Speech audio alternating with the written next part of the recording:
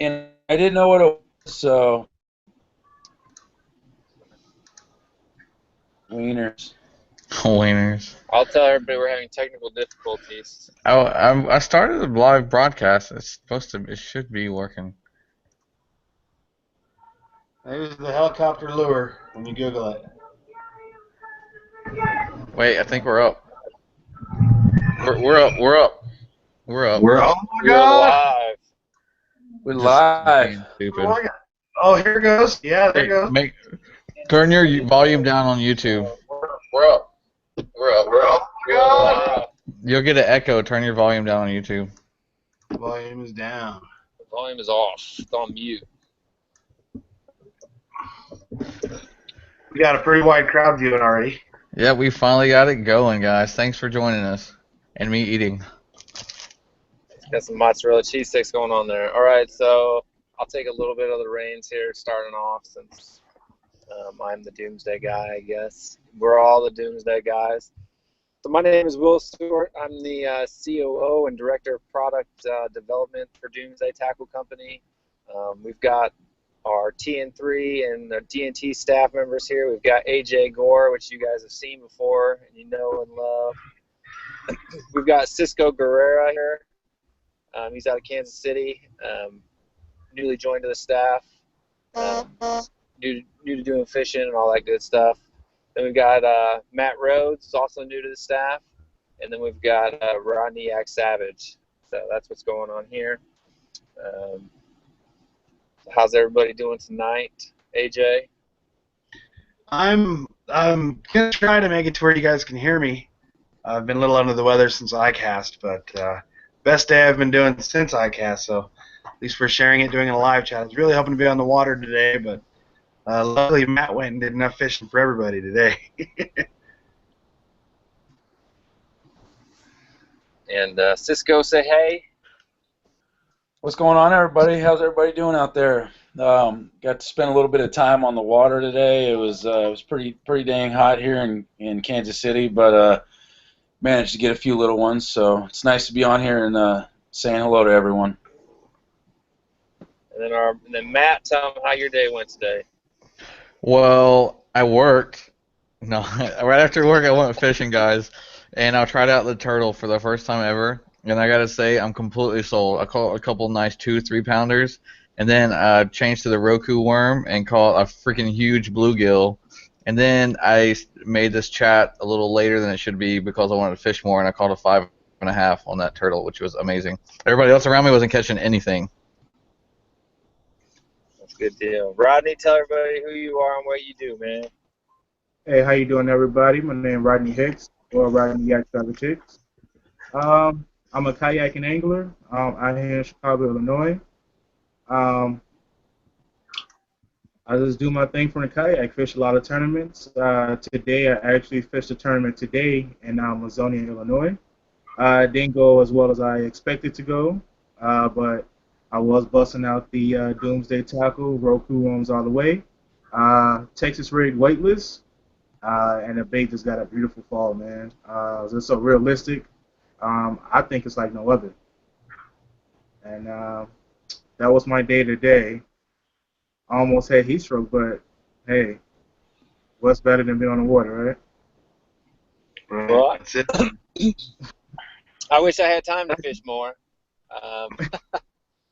Trying to build this company up and spend all the time designing baits and traveling here, traveling there, and doing this and doing that. So a little bit about myself. I lived in Korea for like 10 years. Worked for a brand you may have heard of in the past called Berkeley. And I designed all the baits for the Japanese and Korean markets. After being there for about 4 years, decided to come back to the States, met up with the guys doing Doomsday. They seemed like they had a pretty good thing going on, and they needed help designing stuff. So that's how Doomsday was born. First we started out with the Doomsday turtle, which is, it's a very unique bait. It looks a little gimmicky, but it's not. It's the real deal. It catches fish. It's not an infrared bait, but Then in February, the Classic, we launched the brand new DTCO series, which has got the Doomsday Reaper, which is our 3.2-inch finesse crawl, and then a 5.4-inch Doomsday Roku, which is, no lie, the best stick bait on the market today. No lie. So that's who I am. I run the day-to-day of the company, and I do all the bait and product design. So how about you guys? Got any questions for me or something? You guys don't know me as well as we should either. AJ is probably the guy I know the best. I've met Matt once at ICAST this year. And then Cisco, Cisco and Rodney, we know each other from social media and stuff like that, but we don't know each other. So if y'all have any questions for me or anything like that, then we can do that. Got some bling here. That's it, man. That's the bling right there. That's the bling right here, baby. You know, another good thing that really impressed me about Doomsday is their packaging. When you get your worms and stuff, it has that hard plastic so your worms stay straight and everything. You don't have to worry about them coming in all weird shape.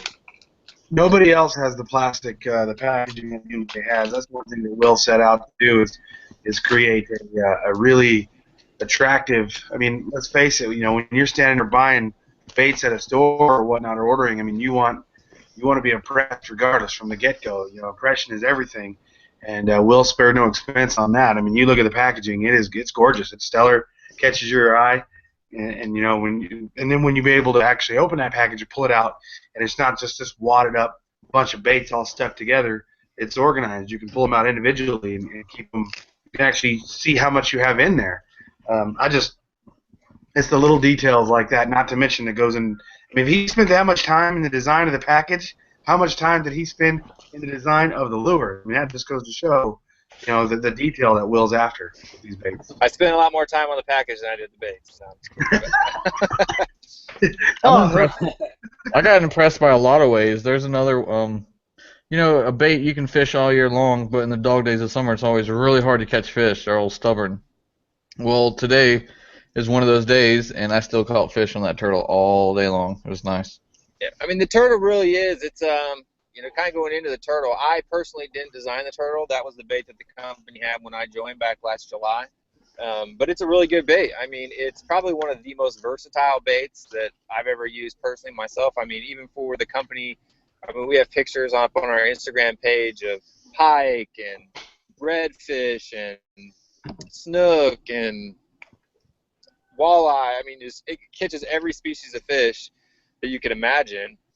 And I mean, it is by far the best spawning and bed bait you'll ever throw in your life. Better than a lizard, better than a bluegill, better than anything else.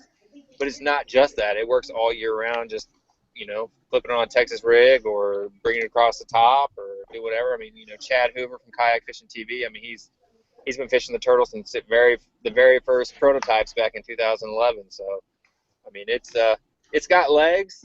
I know from the initial looks of it, it looks kind of gimmicky, and you know, some people are kind of put off by that. But it's really a really great bait. I mean, it really is. I was swimming mine the whole time. I was swimming it slow, and those legs, they give so much motion. It was incredible. I'm sold. It's one of my favorite baits now. The cool thing with the turtle too is you can actually hook it up on a shaky head, like the ones you're fishing that Roku on. You got that giant bluegill. Hook it up on that shaky head and just reel it in like a crankbait, and it'll literally rock back side to side like this. I mean, it's a really sweet. However you rig it, the action totally changes. So yeah, it's kind of both. I thought both. You know, both the Reaper and the Turtle have really good action, and kind of speak to what AJ was saying. Was you know, we're all consumers, and you know, we know when stuff is put together cheaply and it's just, you know, done however, but the package on this is, you know, it's top notch. Yeah, the package doesn't catch fish, but it's all about the details. You know, they all come in this. They all come organized like this in these little packets, and you don't see any other baits like that. And these are strong baits. I'm the most amateur of the group, and I've bought tons and tons of stuff, figured out what I like, what I don't like, and these things are going to catch fish all day long. Doesn't matter where you're at in the country. No, man, it's solid, man. This thing is tough. If I fish another type of bait that's like this, it usually falls apart after, you know, on on a little tiny bass, because we all know those things fight hard, and they'll chew that thing right up. And these things they're very durable, which is something I like. Very unique shape as well.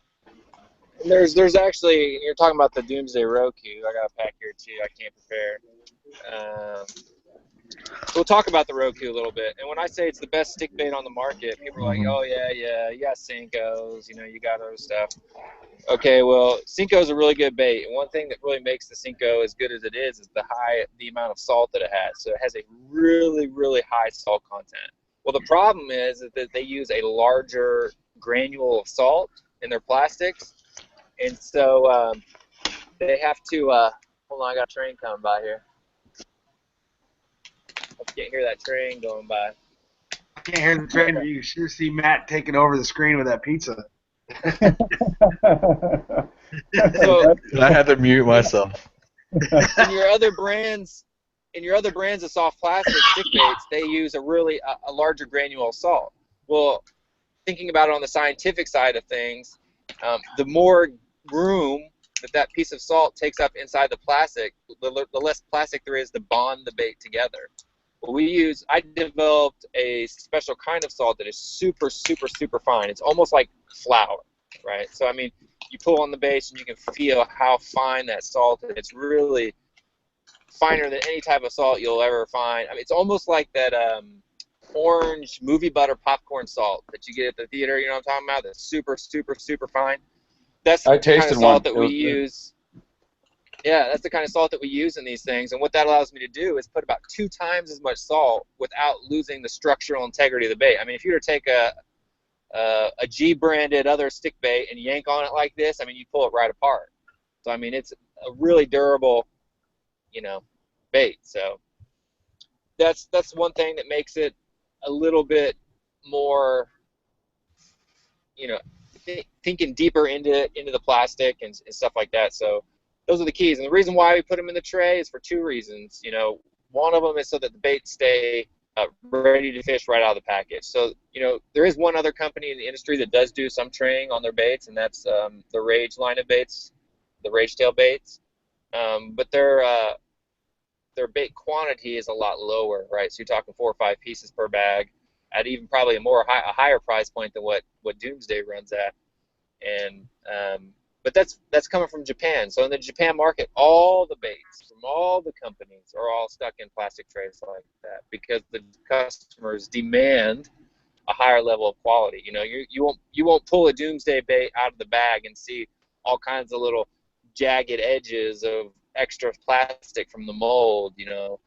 All of our baits that's called flash, and all of our baits are flash free. So that's another pet peeve of mine is A1 bent baits in the package and B2 flash. So. I got one. This guy just asked if they float. They do sink. Yeah, they sink like a rock. Slow. Do they? I didn't have that issue at all today. But depending on how you rig it, they weigh 11 grams. So they weigh more than a 5-inch Senko does. I fish them on mono a lot of monofilament because I like to fish my stick baits top water a ton because I want that suspend.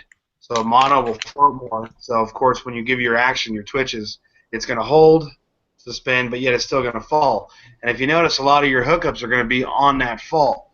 So if you give it action and twitch it, and you stop and let it fall, a lot of your action's going to be on that lane fall. So in a way, the heavier weight is going to really help that the hookup ratio, I think. I've actually been using the Roku, quite a bit this year. I like a lot brighter bait, but I kept wanting to steer away from it because I wanted a brighter bait, but I had to tell myself, get out of your comfort zone, fish with it, and I started fishing with it more, and I started blowing up on the Reaper. And the sad thing is, it was always at night is when I really started having better luck with it.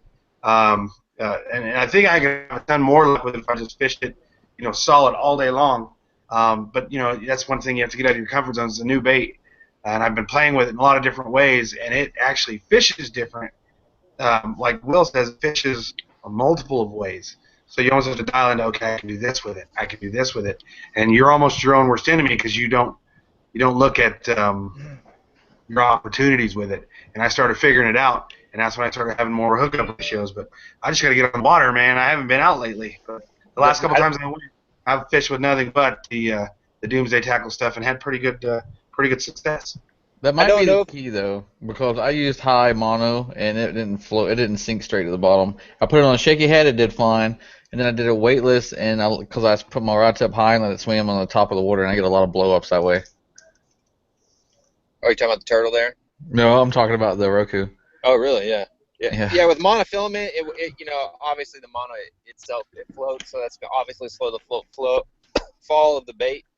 But I mean, if you're fishing on like a 6 to 8 pound fluorocarbon, that it's gonna sink at the same speed, if not a bit faster than a Gary Yamamoto, simply because there's less water resistance on the bait. So another thing that makes it different from your other stick baits, like a Senko or the Bass Pro Shop one, it's shaped more like a trick worm, right? So it's fatter than a trick worm. I know you can't really see this very well, and yes, I'm in my car because my kids are real loud. Where's that box at? But it's shaped almost like a trick worm, and so what that allows the bait to do is be a lot more versatile, right? So it's probably a really bad marketing ploy or strategy or something like that, because this one bait replaces your trick worms, your Senkos, your flick shake worms, or any of those other techniques all in one bait, right? So I could have made more money if we'd have made all those different types of baits sold at one time.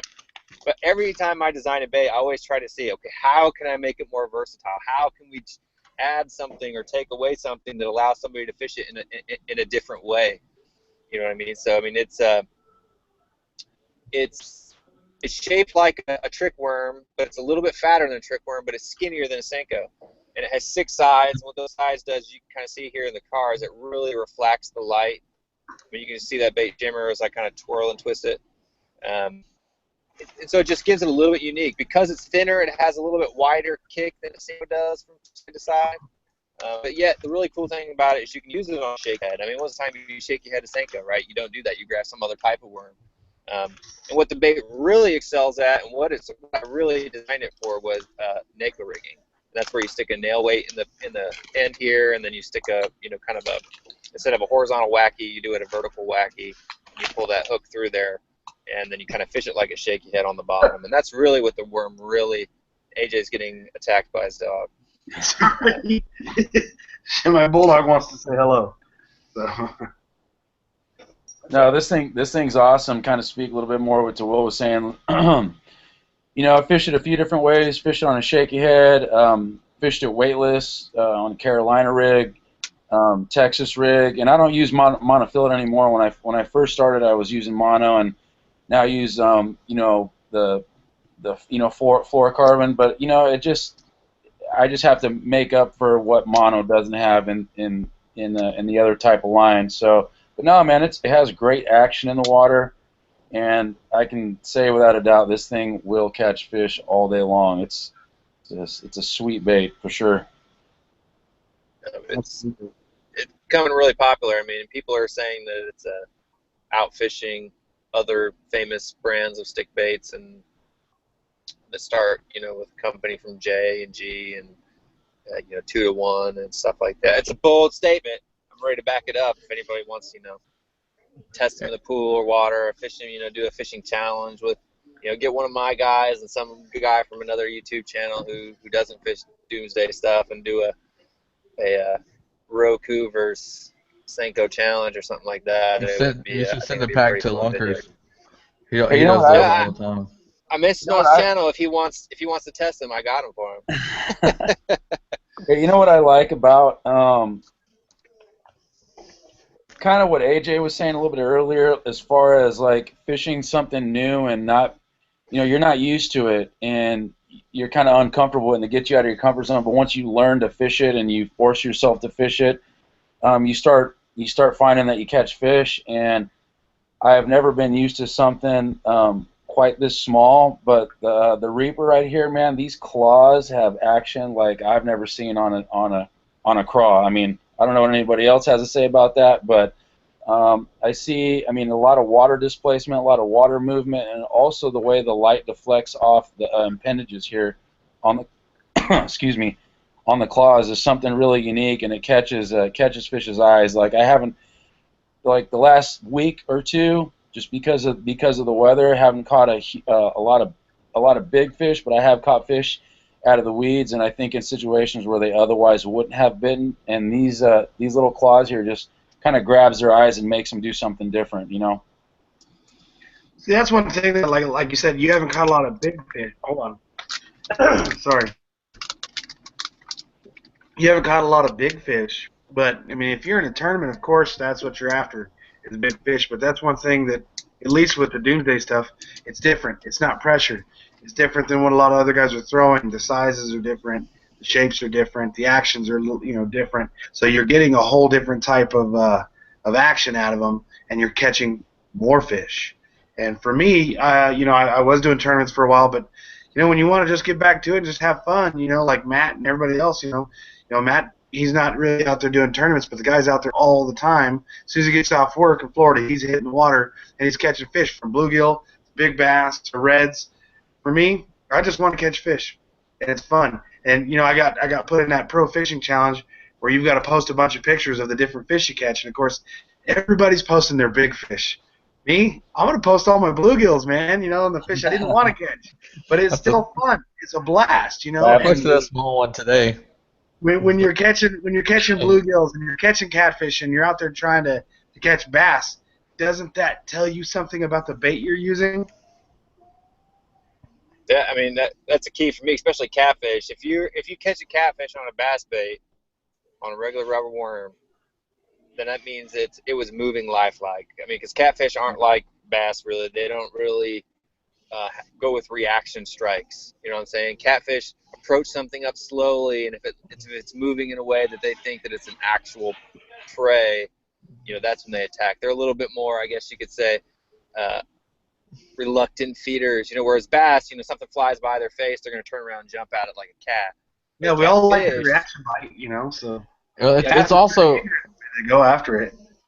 It's also because bass can really taste what they eat, and catfish, they don't have that sensation, so they take their time and make sure it's something they're gonna eat. Right. So that's what I'm saying. So if you get a catfish to bite on a regular worm, gulp or something like that, yeah, because it's got a lot of scent, right? So that's different. But just a regular rubber worm, and they bite down on that, you got something that's doing something right.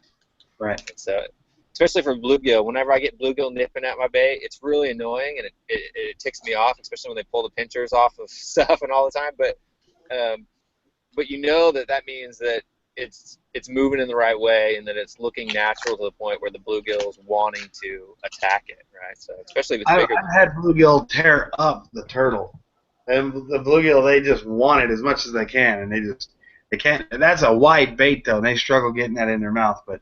Yeah, they beat the turtle out. Dude, that bluegill I was so surprised. I had no clue how the shaky head hook, it wasn't even in its mouth. It was like through its mouth, top and bottom lip. They wanted it so bad. Yeah. It's good. So, I mean, and then like, Cisco was showing you guys the Doomsday Reaper. And this bait has got so many different things going on for it that it's not even funny. So this bait is only 3.2 inches. So I mean, it's small, right? That's probably the one thing that most people get surprised at once they get it home, is that, man, that's small, and it's small for a reason, and it's designed to be fished behind on a drop shot or on micro jigs. I'm a little bit of a micro jig freak. I believe that was mentioned in the David Mullins video back about a month ago. But I love micro jigs. I mean, that's really popular in Japan. That's what probably one of the most popular finesse techniques in Japan right now is micro jigs. And when I mean micro jigs in Japan, you're fishing 2-inch trailers on 1/32 ounce jigs, right? So here in the U.S., doing 3.2 inch on a 1/4 ounce or an 1/8 ounce or something like that, I've tried to Americanize it as much as possible without losing the benefits of it. And the ribbed body, so I do a different rib body than most other brands do, and it's kind of hard to see, maybe, really. But my rib body is each rib is the exact same size, right? So they're thicker, they're fatter than than like your D-bomb ribs or from other companies like Berkeley and stuff like that. They're actually about 3 times as thick as the ribs on those types of baits. You'll notice I put a hook slot on top and bottom of all of my ribbed baits, and the reason for that is that if the bait's ribbed and you try to hook it with an EWG hook, you can never hook that bait straight because those ribs are sitting underneath that hook point and they keep punching and bending it and doing that or whatever. So I put a slot in the rib so that way when you hook it up, you can rig it straight and flat. Also, too, the craws, it's not a swimming action trailer. So these things, they don't kick really hard. They kind of look like they're going to flap really, really hard, but they don't, right? It's a very tight, subtle, kind of kick, real tight, light, subtle kick. But what they're actually designed for is there's a hinge right in the middle, and it's designed for hopping. So the action is that when that jig's sitting on the bottom and you pop it up, those claws, they fly up and then slowly come back down. And actually, because of that hinge, it restricts the salt flow to the tips of the claw. And so those 2 tips there will actually even float sometimes if you haven't hooked them on the right thing. So the body is full of salt. I mean, this little tiny craw weighs 5 grams, which is almost, that's more than 1/8 of an ounce, right? So the tips will float, but the body's full of salt. So, and also being a micro jig, that's going to allow you to cast it farther.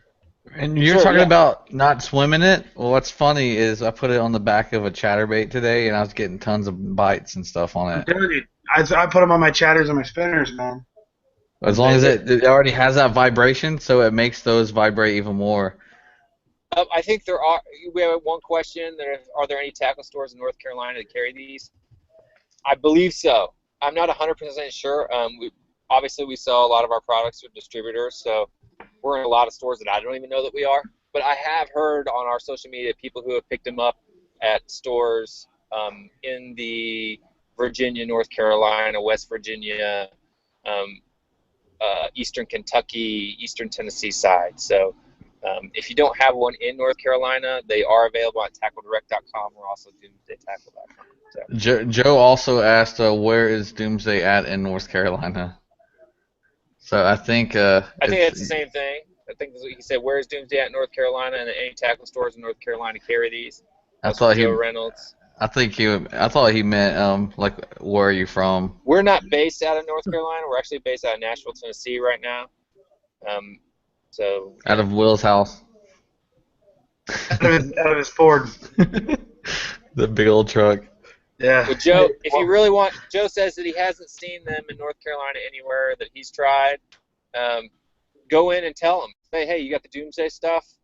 If they tell them no, say, can you order me some? And they can order them from you. They use any large tackle shop in any state will deal with one of our distributors, and they can get those in for you.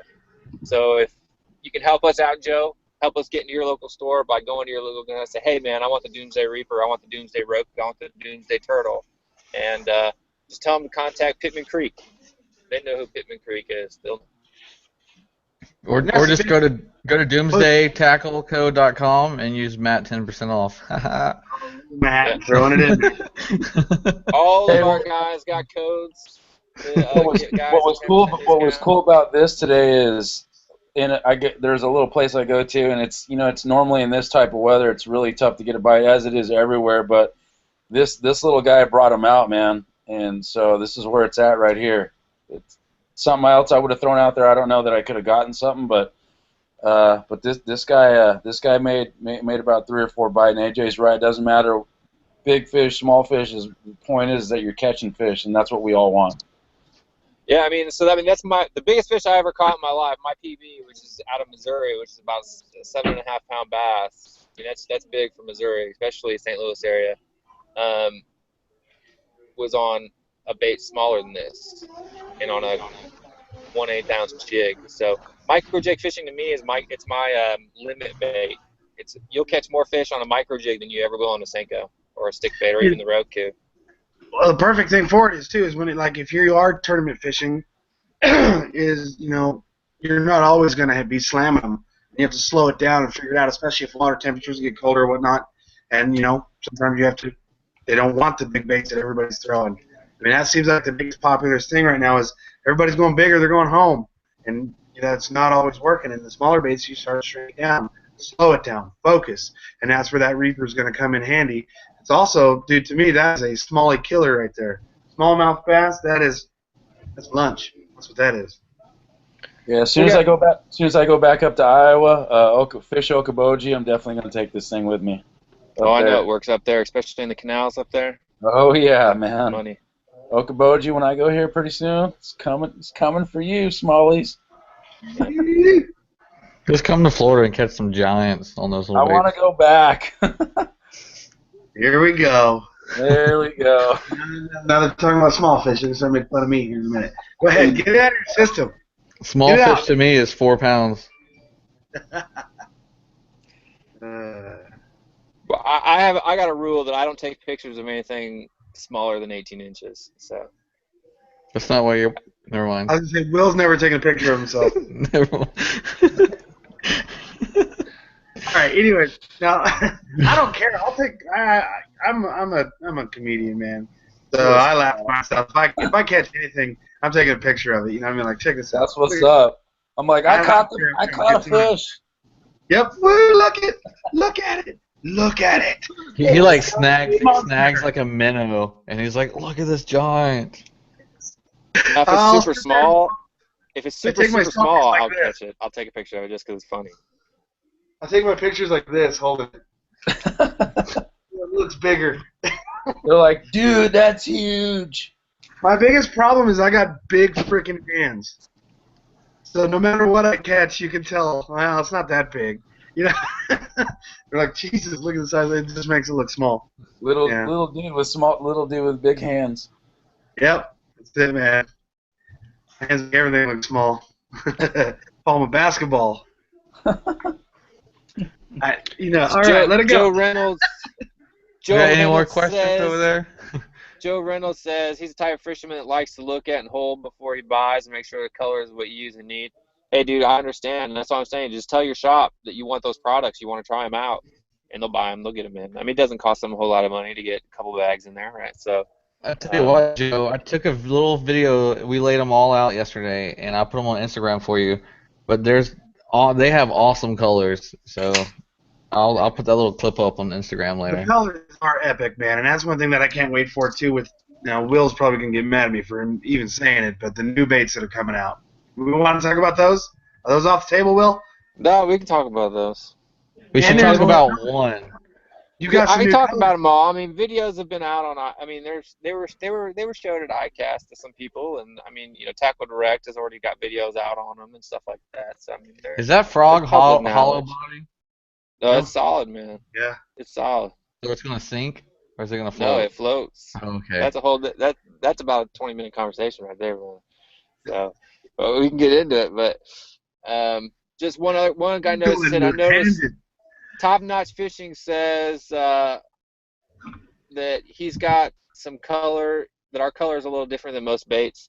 Yeah, because you have to understand. Okay, so my history in the industry comes from Japan, right? So a lot of my colors and fishing styles and the way that I like baits, I've always been, even before I went there in my early 20s, I was a huge JDM tackle nut, right? So I was all about the mega, all about the evergreen and the jackal and I mean, when the Jackal Gearon first came out, I was spending $30 on the tiny blue with it, right? I just really I've always liked Japanese tackle.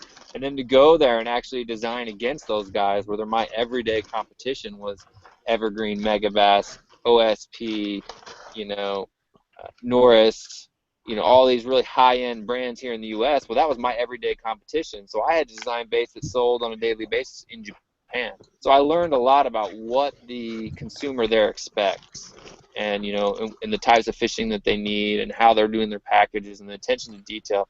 That's the biggest thing that the Japanese put in is a huge amount of attention to detail in all their products. So a lot of companies in the U.S. try to mimic Japanese style of baits, but the thing is they don't know what the customers there want.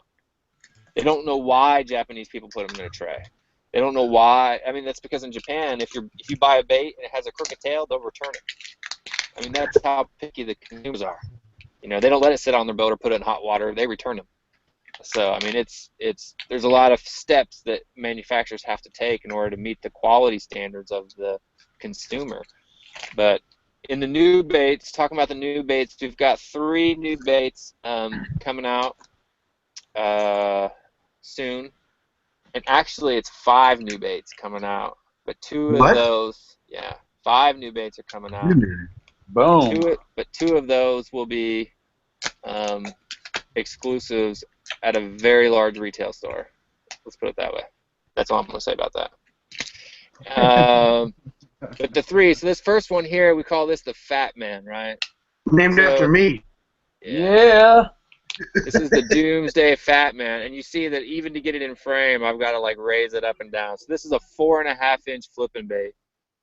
There's a lot of things. It's got that same ribbed body that the Reaper has. So with this tail, this type of ribbing, it moves so much water. It displaces so much water that you have a giant. You can see that. Y'all see that, or is it too black? It's too black. But it's got this big giant tail that just thumps and kicks, and you would think that a tail that big would just fly like crazy. Well, it doesn't, because the body displaces so much water as you're putting it through the water. There's not a whole lot of current on the tail itself, so I had to make it really big in order for it to catch the water to actually move. But what it does have is a really tight, hard thump, and it is the only soft plastic that I have ever fished in my life. And when you pull and you rip that bait up off the ground, you can literally feel it in your rod tip like a chatterbait. You can literally feel that bait. Hold it up as you pull it up. Hold it sideways like this. Turn it to where it's like this. Look at the thickness on that thing. Here, let me click on his screen. See the thickness of that tail. There we go. That thing is, that right there is huge. And you could split it if you wanted to, correct? Yeah, so it's got a preparation. Like I said, I like to make things really unique. So instead of a big paddle tail type, actually I've caught more fish on a paddle tail, and I actually reduced the thickness of the slit so it didn't tear so easily, because I was getting most of my bites with it together. But you can pull on it and it'll tear apart like that, so it can be separated. It's kind of similar to like your Havoc. What do they call that? I forgot. D-ball. Mike Iaconelli one. It doesn't matter, right? It doesn't matter. I forgot because it's. But anyway, it's you can fish it sideways. You can fish it sideways, kind of like a swim bait. On like, if you want a big trailer on like a chatterbait or on a swim jig or something like that, you can fish it and it'll still get that tail action. You can fish it sideways. Or, you know, what David Mullins likes to do is in real thick grass, he'll actually kind of cut these tails down. So what you notice, too, is that most flipping baits, the body is the majority of the bait. And those end tails are maybe an inch long at the bottom. But this bait, if you fold the bait over, that tail is just as long and wide as that body is. And that's why it's 4.5 inches. The body fits a 5/0 hook, just like any other flipping bait would. But the tail is really, really long. And what that does is it actually, when you're fishing that on a light, it's so heavy. This bait by itself weighs a 1/2 ounce. Literally, 14 grams. Wow. It weighs a 1/2 ounce. The first prototypes almost weighed 3/4 of an ounce. I had to remove a lot of salt because it was too heavy with the amount of nano salt that we put in. But that just makes the bait a lot more durable. That was one of the reasons why we reduced the salt content, is that fishing it with a straight shank hook for flipping. These are going to be on the market probably September, October at the latest. Oh, yeah. So, they can't come soon enough. But actually, for me in my area, September's going to be perfect because that's when the punching really starts to turn on in the Arizona area. I'll be hitting Saguaro Lake around that time because it'll be a little bit cooler, September and October. And I'm telling you, I'm going to go in there and do a lot of flipping and punching. That right there, I promise you, will be the only thing on my punching rigs. That thing. Yeah, I mean, it's a beast. I mean, it really is a fat man. I mean, it's a heavy, big bait. I mean, it's not huge. It's not like a big giant, tube that's like 8 inches long or nothing like that. But for like a punch rig where you're throwing like a 1 ounce weight, half-ounce bait, on a rod that can hold about 1.5 ounces, it's the perfect size. But the cool thing is if you fish it on a light sinker, a smaller sinker, like an 1/8 ounce or a 1/4 ounce, it'll almost kind of do like a jackal cover crawl because that tail is so heavy in the front. It'll actually almost kind of glide forward as it sinks instead of falling just straight down. You know what I'm saying? Because there's so much weight in the front of that bait. There's more than 1/8 of an ounce in the front half of this bait by itself. So as it falls down, it kind of glides away from you, and you can fish it weightless. That's really cool. If you wanted to do a finesse big bait, you could literally take this thing and throw it in pockets, weightless, and it would sink real slow to the bottom, and then rip it up. Yeah, that tail's money on there, man. Show us the end of it again, will you? Just the very tail, like face it towards us. So I mean, like it's a big. Yeah, I mean that thing is. I can't wait to get some of those. Oh well, yeah. the colors going to be like? Are they going to be the same combinations and color schemes that we see in the Reaper and the Roku right now, or are you going to introduce any other new colors to that particular bait? So for the Fat Man, it'll pretty much be the same colors that are in the Reaper, because those are the ones that are, really, what I call my money colors. If you notice a lot of colors, we don't have any weird ones. They may look new and unique, but they're not weird, right? So like even this one, this is what I call Muddy Bayou color. It's you can see that it's an amberish red, and it's got red, blue, and gold flake in it. And this bait is really good for stained to almost heavy stained water. I mean, you can even fish it at night. I mean, it's not quite a black, but it's kind of, I guess you could say, a little bit of a different take on a June bug type of color. But what this really represents is different types of craws that get really, really that deep red color on them. You know what I'm talking about? So they might have a lighter red color in their pinchers or at the bottom of their bodies, but in the back of their tail, they've got almost that purplish red color, and that's what this color really, really, really looks like. Hey, will you hold it? It's one of my favorite colors to throw. Horizontally. Yeah. I'm trying to block that light with it. Flip the tail towards the camera. Yeah, man, that thing is money. Whew. It's huge, and you can see closer up photos on our Instagram page. You can search for Doomsday Tackle on any social media platform. We're there. But it's going to be. I really like this bait. I've caught catfish on it. I've caught bass on it. I use a special rig called the Free Rig, that's a Korean special. I don't know if you guys knew this or not, but jig head wacky fishing was actually invented in Korea. It was invented in Korea, caught on by some Japanese pros, and then it came to the U.S. So flick shaking, where they actually do jig head whacking and they shake it up, that's actually what they call a Kaiser rig in Korea. That was the first place that was done. But there's a free rig. I may do a video on free rigging. It has a completely different fall than a Texas rig. You might think, isn't that just a weird Texas rig? But trust me, it's unique and it has reasons, and I'll share those reasons in the video whenever I do that. But the next bait that we got, I'm gonna turn this off because you can't see anything. Now this one here is actually what I'm probably most excited about, simply because this type of bait hasn't really been around in the U.S. market before. Now that it's not 100% original, there are other baits that are similar, but I've put a little bit of my magic. I like to take things that already exist and tweak them. So what this is called the Laggin' Dragon.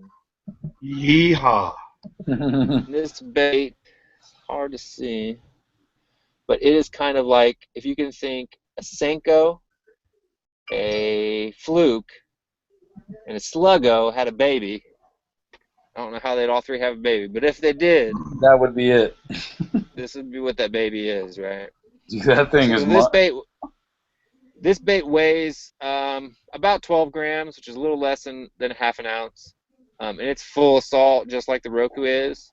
But it has a kind of that, you know, that ribbed Gary Automotive thing. But it's actually, if you look at the face of it, and it would be really hard to see in the camera here, but maybe if I turn this light back on, it I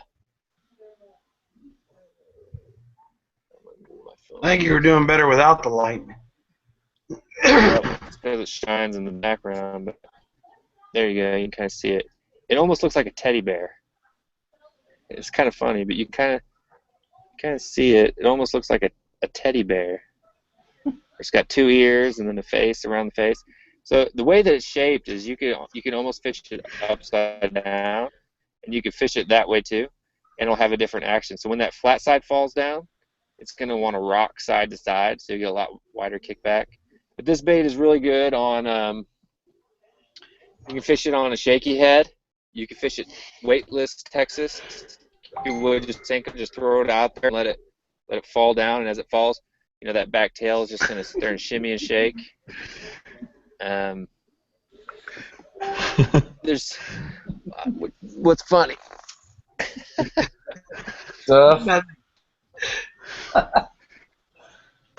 But is there some Now, what kind of color inside is that joke that you're going on? showing us? This is I was making sure Rodney's awake, man. He is. Rodney, like so far, like the last 2 minutes. Dude, I'm sorry, guys. I'm so, like out of it now. It's ridiculous. No, you're good, man. I just wanted to make sure you were still in the mix, bro. Yeah, I'm just intrigued, just like anybody else is watching. I want to see what this lagging dragon looks like and the colors and everything. I like a dragon sick, man. so the new Lagging Dragon is going to come in a lot of different colors that nobody's really seen from Doomsday before. This one is what I call I call this one a Middle Tennessee shad. So it's basically just kind of your shad color. It's got an olive back with a pearl and black flag belly. So I call it MTN. It's kind of the Middle Tennessee shad. And this bait, you fish it different ways. It has different actions. So this bait is probably one of the most versatile baits I've ever used in my life. You can do it if you kind of work it like you would a frog with real short, tight jerks, trying to get a frog to walk. It'll have a real tight, erratic side-to-side walk. And because it's so heavy, it doesn't hop out of the water and ruin the action like a fluke would, right? So, you know, it just sit there and dart side to side right underneath the surface. And then when you do it like long jerks, hard jerks, it'll actually dart about 1.5 feet left to right. So if you jerk it like a jerkbait, it'll dart really wide and slow. That's kind of where I got the name Lagging Dragon. It's because, you know, it's kind of shaped like an old Chinese dragon or whatnot, Japanese dragon. And when you pull it hard like a jerkbait, it's real slow left and right. Then if you throw slackline in it after you jerk it like that, it'll actually turn 180 degrees and then swim away from you. So I mean, it's a really cool bait. A lot of my fish that I've caught on this in testing has been fishing ledges like on Kentucky Lake on a drop shot. So using it on like a 4/0 EWG hook and fishing it on like a 3/8 ounce drop shot for like deep, you know, power finesse fishing, I guess you could say. I caught fish in Texas, fishing deep, and a lot of fish on Kentucky Lake fishing deep with this bait. So these will also be out in September. I'm sorry, the color that's on the Doomsday page, what color is that? It's like a green type color?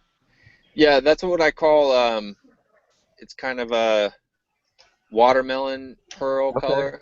Yeah. So it's got a watermelon back with kind of a watermelon pearl mix on the belly. And that kind of resembles like more of like your green sunfish or other types of baits like that. It's also going to be coming out in pearl white with silver flake, a color that I call Lucky Charms, which is it's got a chocolate back. That's for Matt right there, Lucky Charms. Yeah. Lucky Charms. It's got like a chocolate back with a clear belly with purple and blue in the belly. So you remember the color of the milk when you were a kid after you got done eating Lucky Charms? It's because the bass are going to think it's magically delicious. Right. That's the kind of Boom.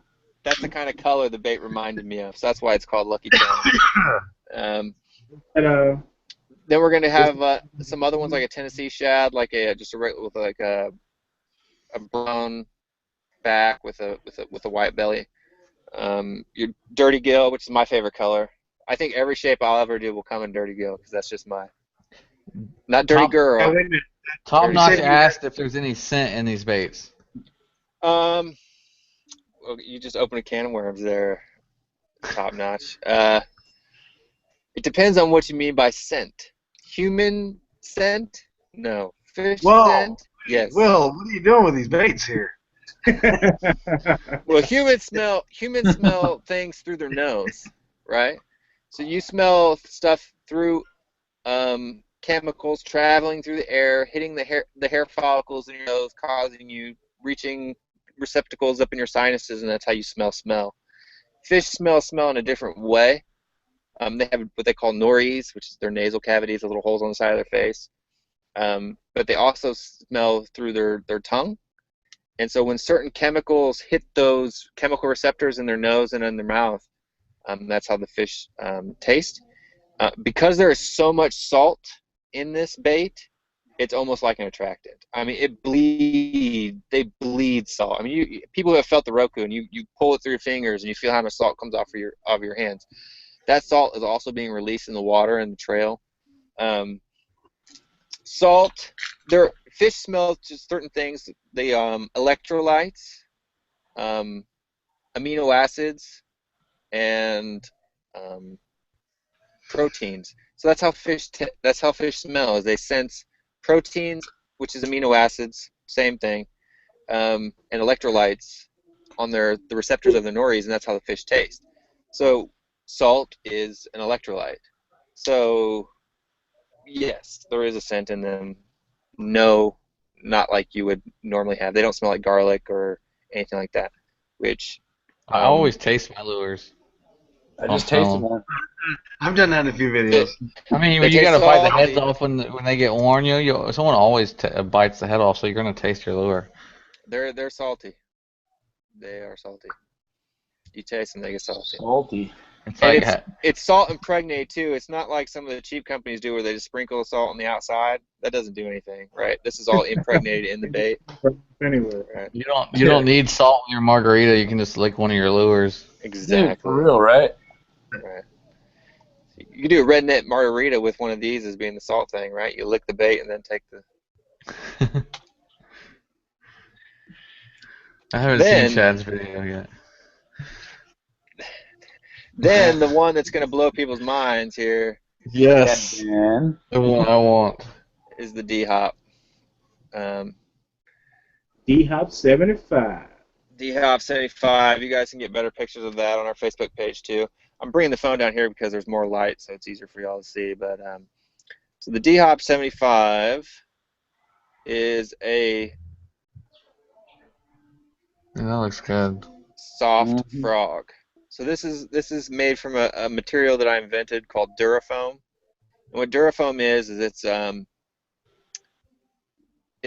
kind of a grouping of materials from several different types of plastics that are used for anywhere from yoga mats to those little rubber bands that kids wear on their wrists. Those big giant stretchy bands that have different things for different meanings on them. And then some stuff like you would find in a Z-Man plastic. So what that means is it's squishy, it's durable, it's stretchy. But what that allows this bait to do is it floats. I mean, this has less than a 0.4 density. So the density of water is 1, right? Your Z-Man plastics are about 0.7. This plastic here is 0.4. So 0.4 to 0.445. So this bait will float a 6/0 Superline EWG hook, and when it does that, it floats completely horizontal and flat. We also place a small little hole in the bottom of the bait right beneath that hook slot. You can kind of see it. It's not for water to come out or air to come out. This is a solid bait. This is not hollow. What that little hole is there for is that you can stick like 32nd ounce nail weights or a 32nd ounce split shot into the bottom of the bait. and that'll let you be able to tune the angle at which it floats. Without it, it'll float just completely flat. With the weight in there, you can get it to sit at about 45.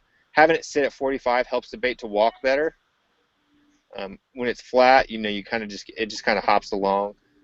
So when you're kind of fishing in open water, you want to throw like a 32nd or 1/16th split shot in the tail of the bait, help to kind of sit that way, and then you're walking it, and it'll dance better.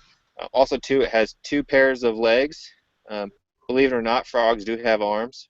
Most fishing frogs only have the back side. I normally trim these down. These come a little bit long. A1 for manufacturing purposes, just allowing it easier to get them in there, and then 2 allows you to tune it to fit your personal preference.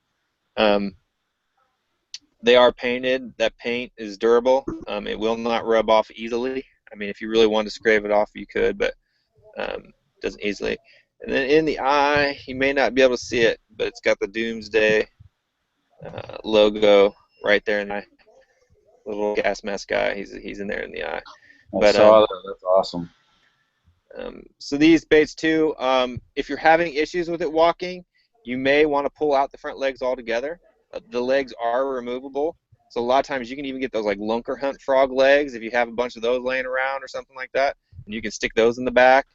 I mean, they do pull out, and this is stretchy enough that you can pull it and separate it and put your own colors in there, tune it, put different skirt in there, do whatever you want to do to it. So I mean, it's a pretty tunable frog, and these come 1 to a pack for about between $5.99 and $6.99. So it's a lot cheaper than any other hollow body frog. And another tip for these frogs, if you can't get it to walk good, is cut one leg a little shorter than the other. Yeah, you should always do that. And it all walks way better. And how you want to choose which leg is which direction that you try to walk the bait. If you're trying to lead the bait with your right hand, you want to trim that left leg about a 1/4 of an inch shorter than the other one. If you're walking that bait the other direction, if you do it backhanded kind of, or with your left hand and you're doing it the other way, you want to trim the right leg.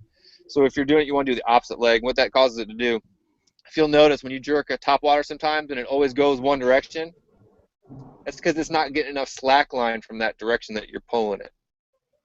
You see what I'm saying? So it's pulling it that way when you jerk it, but you're not giving enough slack line back for that bait to turn the opposite direction. So cutting that tail down on the opposite side shorter is what helps that bait to come back, because there's less resistance on that side. So if it gets less slack line, it'll continue to walk back. So a lot of people say trim the tails, but they don't tell you why or which way, right? So when you're jerking that topwater and it's going to one direction, the reason is because it's not getting enough back slack for that bait to come back the opposite direction. So now, what size of hooks are people using on those? 5/0 Superline EWG to 6/0 Superline EWG. It'll fit a 7/0, but the 7/0, the front of it is that hook eye will stick out way too far. What I like to do, honestly, coming from Japan, I'm kind of a small hook kind of guy. I like to use smaller hooks. I like to throw 5/0 on it. One, the 5/0s are a little bit lighter of a hook, so that means I can put more weight in the back of it if I want to. 2, I can bury that hook eye inside the frog. So instead of having it hook eye coming out like you would on a normal topwater, I can actually bury that inside the bait and kind of hide that, and that helps to kind of walk a little bit better too. So, those are things I like to. I usually like to use a 5/0. A 5/0, the tip of the hook's going to come right to the top of that hook slot there on the back. It'll fit a 5/0. 6/0 fits perfectly in the hook slot. The hook eye comes out perfectly. Also, too, there's a little hole. There's a little I guess where the bait is filled in the front, and you want to put that hook in right above the top of that little circle in the nose of the bait. That'll help it to have the best action, kind of come up a little bit. Stuff like that. So it's killer. I mean, you'll never fill up with water. So why make this instead of a holly, right? Sure, some people may have that question. If not, I'm gonna tell you. What are the 2 biggest problems with hollow belly frogs? You guys tell me. What are the 2 biggest problems? The hooks. You have to bend the hooks out to get a better hookup ratio, because you'll lose a lot of fish. Right, so hookup ratio is horrible. What's the other annoying thing about hollow belly frogs? Taking in water. Yeah, it's fill up with water. Well, I solved both of those problems. So it still has all the same function, action, abilities as your hollow belly frogs do. But this bait will never fill up with water because it's a solid body. It's not a hollow body. Water can't get inside of it. 2, hookup ratio. So honestly, double hooks are probably the worst thing that you could use to hook a bass and expect to keep them, especially if it's a big fish. When you have 2 hooks that are in that fish's mouth, unless you really bury those up in there deep in the roof of his mouth, when he jumps, he has more leverage to throw those hooks, more than 1 hook. 1 hook will rotate, right? As that pierces that fish's mouth and he jumps, that hook has room to move around and rotate. 2 hooks don't. So as he's working those around, they're making big holes. They're putting cuts in his face, and eventually they'll pop out. Now, if you get it in the bone or the roof of his mouth or something like that, you have a better chance of sticking them because that's a harder surface. Those the barbs on the hooks don't come out near as easy.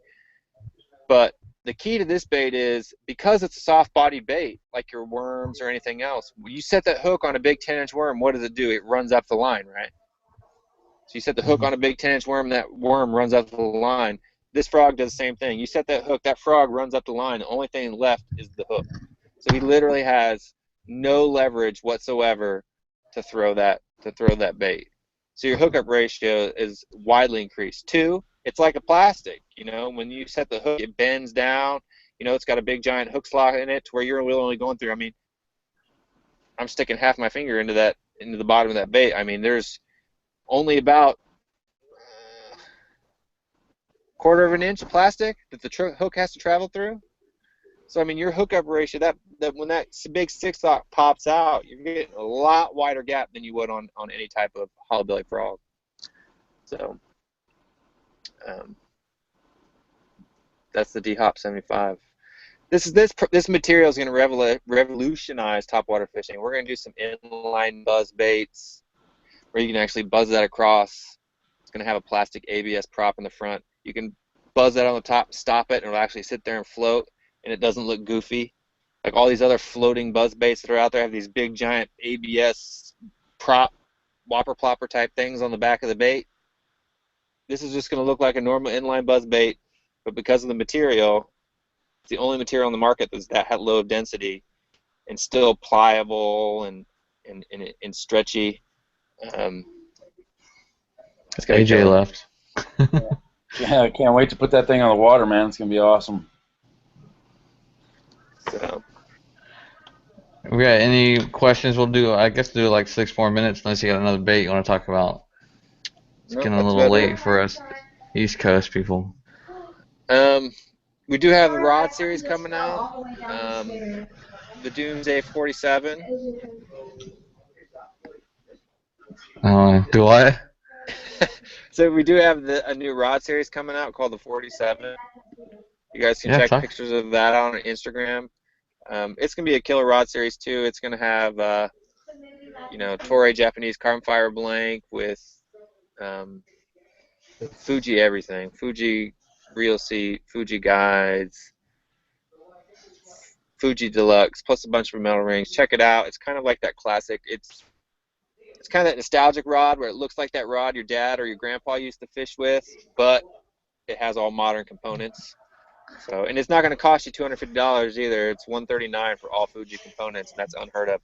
I'll put this out there for everybody who's watching now. If you can find another rod in the industry that uses Fuji K guides and a Fuji reel seat for $149 or less, send me an email at info@doomsdayturtle.com and you'll get one for free. How about that? I'll put that challenge out there for everyone watching Matt Rhodes right now. You can find a rod that has all Fuji components for less than $149. Send it to me. In the U.S., sold in the U.S., send it to me, and you'll get. We'll send you a free. Did you say info@doomsdayturtle.com? Info@doomsdayturtle.com.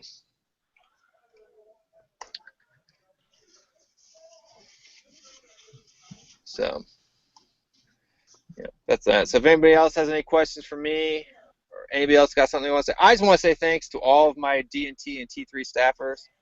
You know, Cisco Guerrera. People don't know about him. He's a motivational speaker, really good guy from Kansas City. Really loves fishing.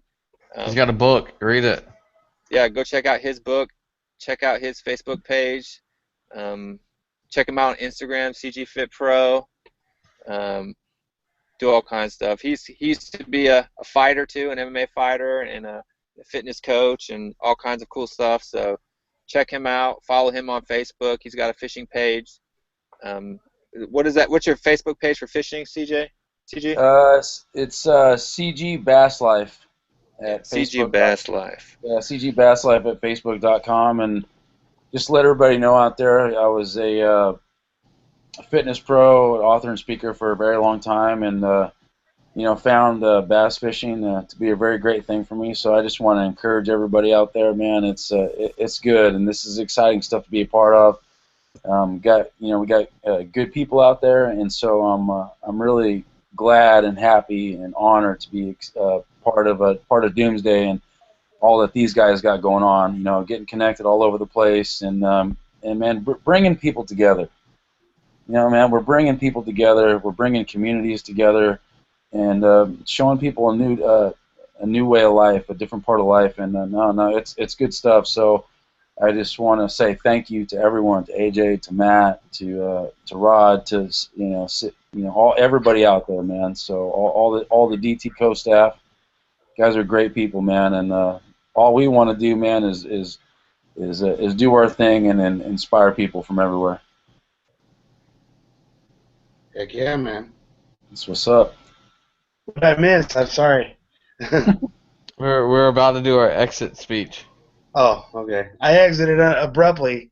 My son fell down the stairs, so never done home door compound, I tell you.